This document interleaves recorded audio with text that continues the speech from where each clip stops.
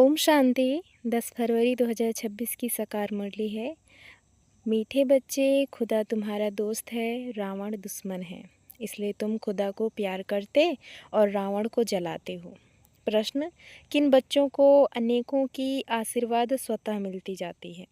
उत्तर: जो बच्चे याद में रह स्वयं भी पवित्र बनते हैं और दूसरों को भी आप समान बनाते हैं, उन्हें अनेकों की आशीर्वाद मिल जाती है। वे बहुत उच्च पद पाते हैं। बाप तुम बच्चों को श्रेष्ठ बनने की एक ही श्रीमत देते हैं। बच्चे, किसी भी देहधारी को याद ना कर मुझे याद करो। गीत: आखिर वह दिन आया आज। ओम शांति। ओम शांति का अर्थ तो रूहानी बाप ने रूहानी बच्चों को समझाया है। ओम माना मैं आत्मा हूँ और यह मेरा शरीर है। आत्मा तो देखने में नहीं आती है। आत्मा में ही अच्छे व बुरे संस्कार रहते हैं। आत्मा में ही मन बुद्धि है, शरीर में बुद्धि नहीं है। मुख्य है आत्मा। शरीर तो मेरा है।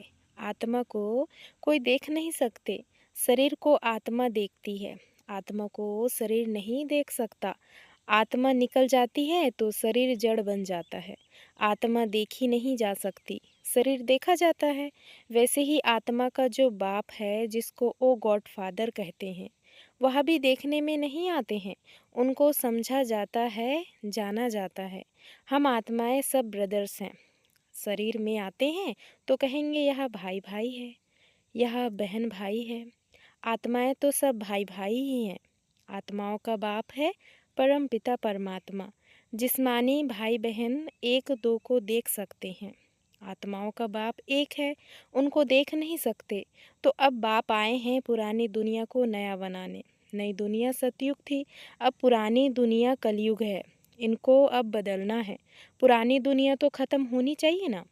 पुराना घर ख़त्म हो, नया घर बनता है। नया घर बनता है ना। वैसे यह पुरानी दुनिया भी खल्लास होनी है।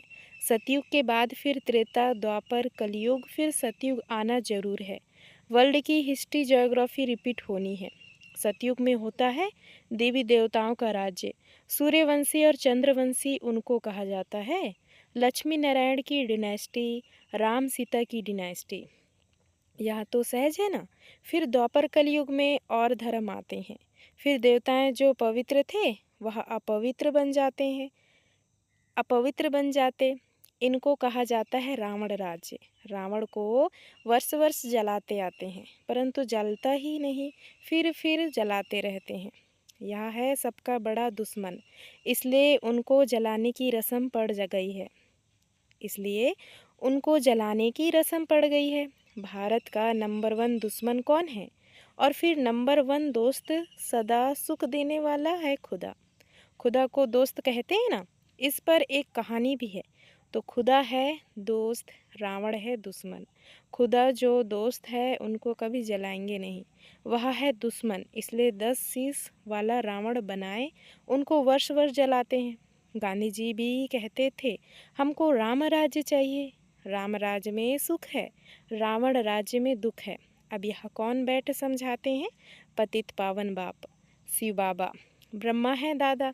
बाबा हमेशा सही भी करते हैं। बाप दादा बाबा हमेशा सही भी करते हैं। बाप दादा प्रजापिता ब्रह्मा भी तो सबका हो गया, जिसको एडम भी कहा जाता है। उनको ग्रेट ग्रेट ग्रैंडफादर कहा जाता है। मनुष्य सृष्टि में प्रजापिता हुआ। प्रजापिता ब्रह्मा द्वारा ब्राह्मण रचे जाते हैं। फिर ब्राह्मण सो देवता बनते हैं। देवताएं फिर क्षत्रिय, वैश्य, शूद्र बन जाते हैं। इनको कहा जाता है प्रजापिता ब्रह्मा। मनुष्य सृष्टि का बड़ा प्रजापिता ब्रह्मा की कितने ढेर बच्चे हैं। बाबा बाबा कहते रहते हैं। यह है साकार बाबा। शिव बाबा है निराकार बाबा। गाया भी जाता है प्रजापिता ब्रह्मा द्वारा नई मनुष्य सृष्टि रचते हैं। अब तुम्हारी यह पुरानी खाल है। यह है ही पतित दुनिया, रावण राज्य। अब रावण की असुरी दुनिया खत्म हो जाएगी। उसके लिए ही यह महाभारत लड़ाई है। फिर सतयुग में इस रावण दुश्मन को कोई जलाएंगे ही नहीं। रावण होगा ही नहीं। रावण ने ही दुख की दुनिया बनाई है। ऐसे नहीं जिनके पास पैसे बहुत हैं, बड़े बड़े महल है, वह स्वर्ग में है। बाप समझाते हैं, भल किसी के पास करोड़ हैं, परंतु यह तो सब मिट्टी में मिल जाने वाले हैं। नई दुनिया में फिर नई खानियाँ निकलती है, जिससे नई दुनिया के महल आदि सारे बनाए जाते हैं। यह पुरानी दुनिया अब खत्म होनी है। मनुष्य भक्ति करते ही हैं सदगति के लिए। हमको पावन बनाओ, हम विशेष बन गए हैं। विशेष को पतित कहा जाता है। सतयुग में है ही वाइसलेस संपूर्ण निर्विकारी है। वहाँ बच्चे योग बल से पैदा होते हैं, विकार वहाँ होता ही नहीं। न देह अभिमान, न काम क्रोध, 5 विकार होते नहीं, इसलिए वहाँ कभी रावण को जलाते ही नहीं। यहाँ तो रावण राज्य है। अब बाप कहते हैं तुम पवित्र बनो, यह पतित दुनिया खत्म होनी है। जो श्रीमत पर पवित्र रहते हैं वही बाप की मत पर चल विश्व की बादशाही का वर्षा पाते हैं। इन लक्ष्मी नारायण का राज्य था ना, अभी तो रावण राज्य है जो खत्म होना है। सतयुगी राम राज्य स्थापन होना है। सतयुग में बहुत थोड़े मनुष्य रहते हैं। कैपिटल दिल्ली है, कैपिटल दिल्ली ही रहती है जहाँ लक्ष्मी नारायण का राज्य होता है। दिल्ली सतयुग में परिस्थान थी, दिल्ली ही गद्दी थी, दिल्ली ही गद्दी थी। रावण राज्य में भी दिल्ली कैपिटल है, राम राज्य में भी दिल्ली कैपिटल रहती है, परंतु राम राज्य में तो हीरो जवाहरातों के महल थे, अतः सुख था। अभी बाप कहते हैं तुमने विश्व का राज्य गंवाया है, मैं फिर तुमको देता हूँ, तुम मेरी मत पर चलो। श्रेष्ठ बनना है तो सिर्फ मुझे याद करो और किसी देहधारी को याद ना करो। अपने को आत्मा समझ मुझ बाप को याद करो तो तमो प्रधान से सतो प्रधान बन जाएंगे। तुम मेरे पास चले आएंगे, मेरे गले की माला बनकर फिर विष्णु की माला बन जाएंगे।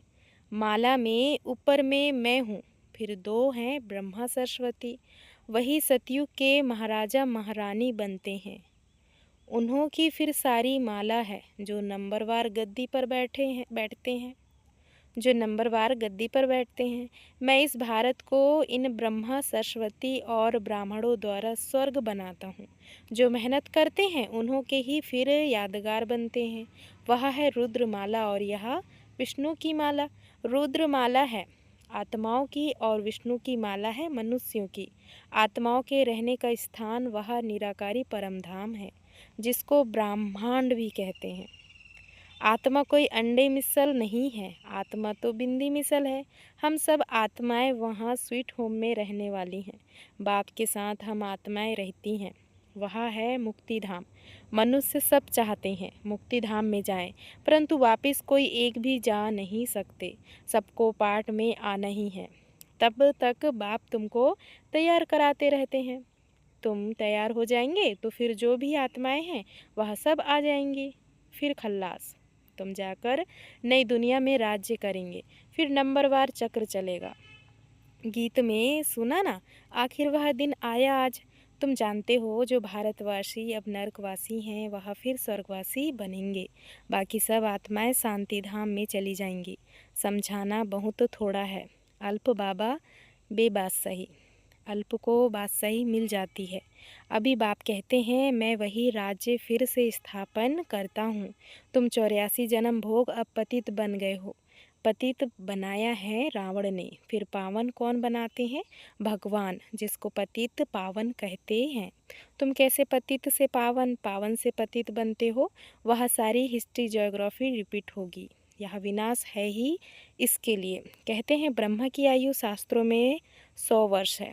यह जो ब्रह्मा है जिसमें बाप बैठो वर्षा दिलाते हैं, उनका भी शरीर छूट जाएगा। आत्माओं को बैठ आत्माओं का जो बाप है वह समझाते हैं।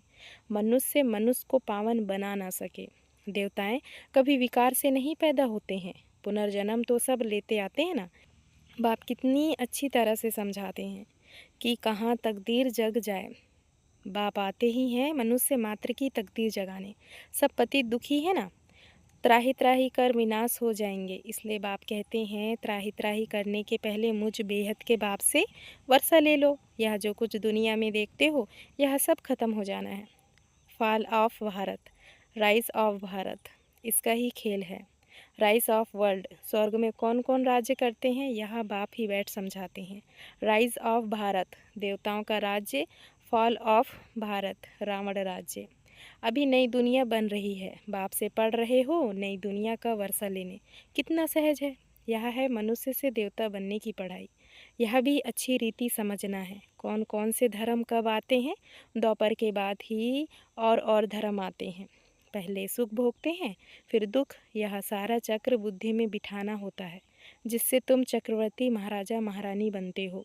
सिर्फ अल्प और बे को समझना है। अब विनाश तो हो नहीं है।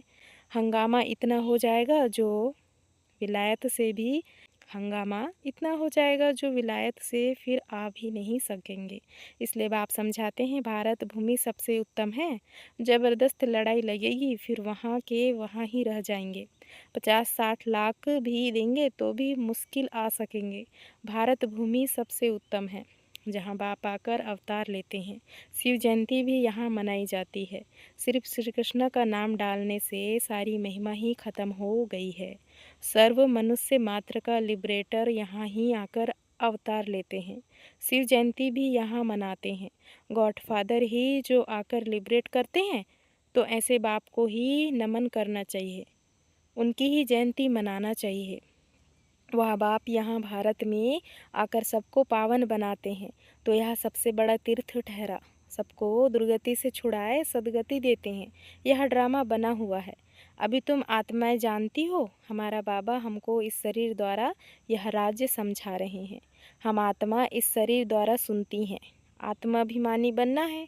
अपने को आत्मा समझ बाप को याद करो तो कट निकलती जाएगी और प्योर बन तुम बाप के पास आ जाएंगे। जितना याद करेंगे उतना पवित्र बनेंगे, औरों को भी आप समान बनाएंगे, तो बहुतों की आशीर्वाद मिलेगी, उच्च पद पालेंगे। इसलिए गाया जाता है सेकंड में जीवन मुक्ति। अच्छा, मीठे मीठे सिकलदे बच्चों प्रति माता पिता बाप दादा का याद प्यार और गुड मॉर्निंग। रूहानी बाप की रूहानी बच्चों को नमस्ते। हम रूहानी बच्चों की रूहानी माता पिता बाप दादा को याद प्यार और नमस्ते नमस्ते। शुक्रिया बाबा, शुक्रिया। धारणा के लिए मुख्य सार। पहला पॉइंट, श्रीमत पर पवित्र बन, हर कदम बाप की मत पर चल, विश्व की बादशाही लेनी है। बाप के समान दुख हरता सुख करता बनना है। दूसरा पॉइंट, मनुष्य से देवता बनने की यह पढ़ाई सदा पढ़ते रहना है। सबको आप समान बनाने की सेवा करके आशीर्वाद प्राप्त करनी है। वरदान, कल्याण की वृत्ति और शुभ चिंतक भाव द्वारा विश्व कल्याण के निमित्त बनने वाले तीव्र पुरुषार्थी भव। विस्तार है। तीव्र पुरुषार्थी वह है जो सभी के प्रति कल्याण की वृत्ति और शुभ चिंतक भाव रखे। भल कोई बार बार गिराने की कोशिश करे, मन को डगमग करे, विघ्न रूप बनने, फिर भी आपका उसके प्रति सदा शुभ चिंतक का अडोल भाव हो। बात के कारण भाव न बदले। हर परिस्थिति में वृत्ति और भाव यथार्थ हो तो आपके ऊपर उसका प्रभाव नहीं पड़ेगा। फिर कोई भी व्यर्थ बातें देखने में ही नहीं आएगी, टाइम बच जाएगा। यही है विश्व कल्याणकारी स्टेज। स्लोगन, संतुष्टता जीवन का संगार है, इसलिए संतुष्ट मणि बन संतुष्ट रहो और सर्व को संतुष्ट करो। अव्यक्ति सारे, एकता और विश्वास की विशेषता द्वारा संपलता संपन्न बनो। एकमत अर्थात एकता का वातावरण बनाने के लिए समाने की शक्ति धारण करो। भिन्नता को समाओ, हर एक की विशेषताओं को देखो, कमियों को तो बिल्कुल देखना ही नहीं है। जैसे चंद्रमा अथवा सूर्य को ग्रहण लगता है तो कहते हैं कि देखना नहीं चाहिए, नहीं तो ग्रहचारी बैठ जाएगी। तो किसी की कमी भी ग्रहण है, उसे कभी नहीं देखो। अच्छा, ओम शांति। शुक्रिया बाबा, शुक्रिया।